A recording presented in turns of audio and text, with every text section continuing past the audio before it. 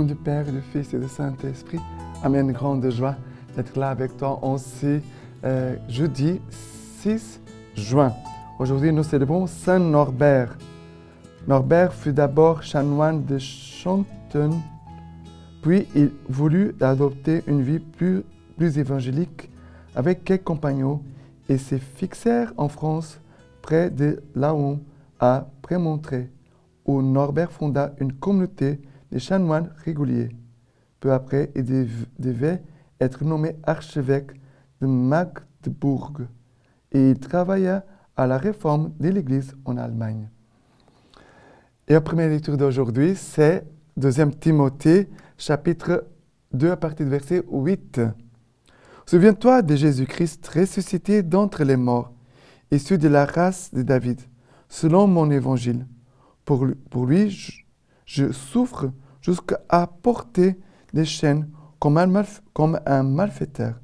Mais la parole de Dieu n'est pas enchaînée.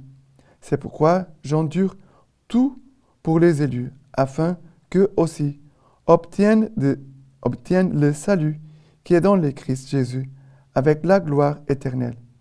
Elle est sur cette parole. Si nous sommes morts avec lui nous vivrons. Si nous tenons ferme, avec lui nous régnerons. Si nous le régnons, lui aussi nous régnera. Si nous sommes infidèles, lui reste fidèle, car il ne peut se régner lui-même. Tout cela, rappelez-le, attestant devant Dieu, qu'il faut éviter les querelles des mots, bonnes seulement à perdre ceux qui les écoutent. Efforce-toi de te présenter à Dieu comme un homme éprouvé, un ouvrier qui n'a pas à rougir, un fidèle dispensateur de la parole de vérité. Et Saint Paul parle à Timothée en disant, souviens-toi de Jésus-Christ, ressuscité d'entre les morts. Souviens-toi de Jésus-Christ, ressuscité. Et Paul dit, pour lui, je souffre jusqu'à porter des chaînes comme un malfaiteur. Il va dire, mais la parole de Dieu n'est pas enchaînée. Elle est libre. Ça veut dire que les gens peuvent m'arrêter à moi, mais la parole que j'ai déjà sémée, elle va continuer de faire son travail dans le cœur des hommes. Elle va continuer de construire le royaume de Dieu au milieu de nous. Cette parole que j'ai proclamée, elle va aider à convertir les gens, à s'approcher de Dieu, à quitter les péchés, à entrer dans un chemin de sainteté, à changer de vie, à avoir une vie nouvelle. Paul il a conscience qu'il a beaucoup sémé la parole de Dieu et que cette parole, maintenant, les hommes ne peuvent pas l'enchaîner. Lui, il a été mis en prison injustement, d'une façon injuste. Mais la parole de Dieu, elle est libre et elle fait son travail. Que cette parole puisse trouver aussi cet espace en nous. Et elle est sur cette parole, nous dit Saint Paul. Si nous sommes morts avec lui, avec Jésus, avec lui nous vivrons. Si nous tenons ferme avec lui, nous régnerons. Si nous le régnons, lui aussi nous régnera. Si nous sommes infidèles, lui reste fidèle, car il ne peut se régner lui-même.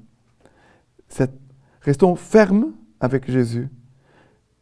Et soyons, si nous passons par des morts, peut-être pas la mort physique, mais que des petites choses de chaque jour qui sont pour nous comme une mort à nous-mêmes, mort à ce qui n'est pas de Dieu en nous. Que cette parole nous aide à vivre avec lui. Que cette parole puisse nous aider à régner avec lui.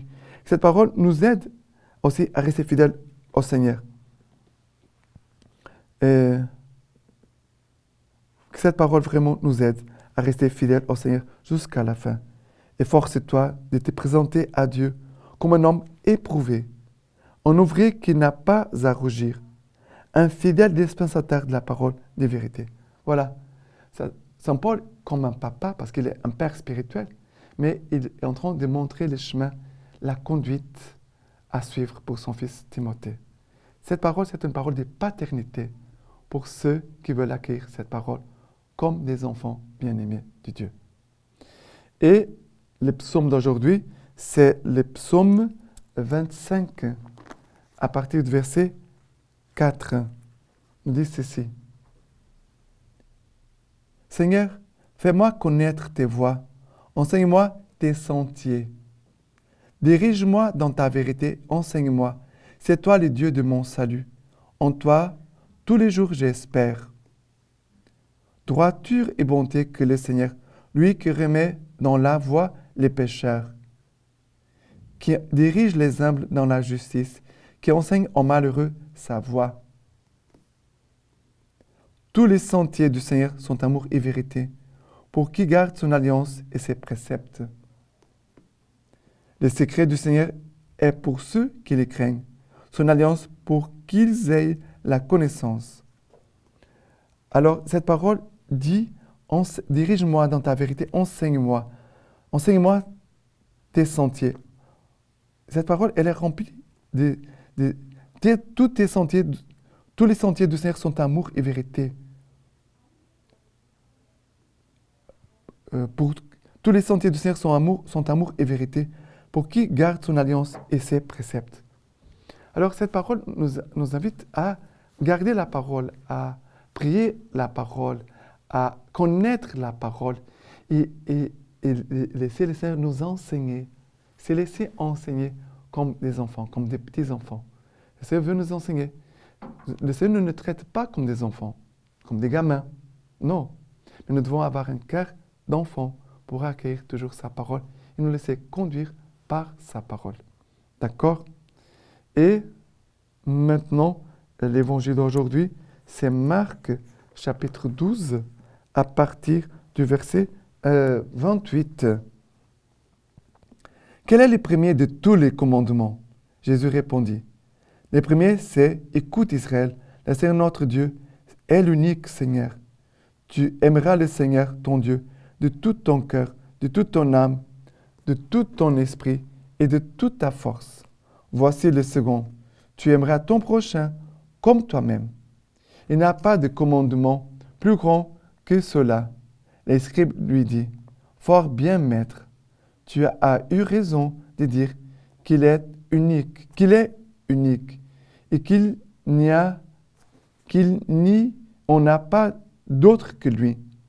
L'aimer de tout son cœur, de toute son intelligence, de toute sa force, et aimer le prochain comme soi-même, vaut mieux que tous les holocaustes et tous les sacrifices. » Jésus, voyant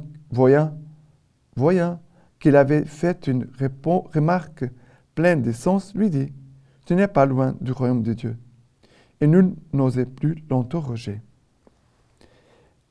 Cette parole ici, l'aimer de tout son cœur, de toute son intelligence, de toute sa force, et aimer son prochain comme soi-même, vaut mieux que tous les holocaustes et tous les sacrifices. Aimer Dieu de tout son cœur, et aimer de tout notre cœur, ce n'est pas seulement avec nos sentiments, c'est notre prière.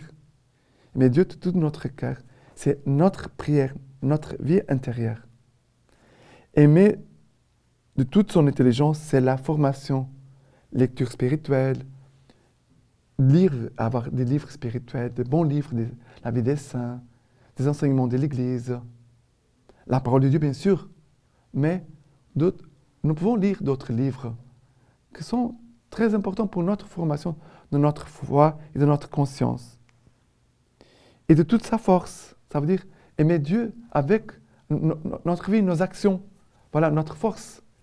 Aimer Dieu de tout notre cœur, la prière, de toute notre intelligence, la formation, de toutes nos forces, c'est la construction, les services, et aimer le prochain comme soi-même. Mais le prochain comme soi-même. Ici, c'est le commandement de l'amour envers Dieu, envers les frères. Jésus va dire,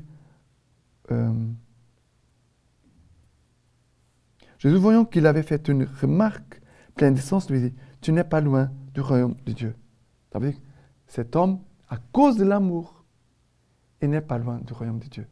Que le Seigneur puisse nous dire aussi à chacun de nous aujourd'hui, « Tu n'es pas loin du royaume de Dieu. » Mais pour cela, il faut vivre le commandement de l'amour. Gardons les paroles de l'amour. Vivons l'amour de Dieu, mais aussi l'amour envers nos frères et sœurs. La lecture patristique aujourd'hui de Saint Norbert nous dit ceci. Norbert est compté à juste titre parmi ceux qui se sont dévoué avec le plus d'efficacité à la réforme grégorienne. En effet, il est le premier qui a voulu instituer un clergé qui serait consacré à la vie authentiquement évangélique et apostolique, qui serait chaste et pauvre, qui recevrait tout à la fois les vêtements et la parure de l'homme nouveau. Les vêtements avec l'habit religieux, la parure avec la dignité sacerdotale. Un clergé qui voudrait suivre les Saintes Écritures et avoir le Christ pour guide. Norbert recommandait 3 choses à ces clergés: la pureté à l'égard de l'autel et du service divin, la correction au chapitre, des excès et des négligences, les soins des pauvres et l'hospitalité. Gardons ces 3 choses. Maintenant, je vous laisse la bénédiction par les mains toutes pures de la Vierge Marie. Lui qui est Père, Fils et Saint-Esprit. Amen.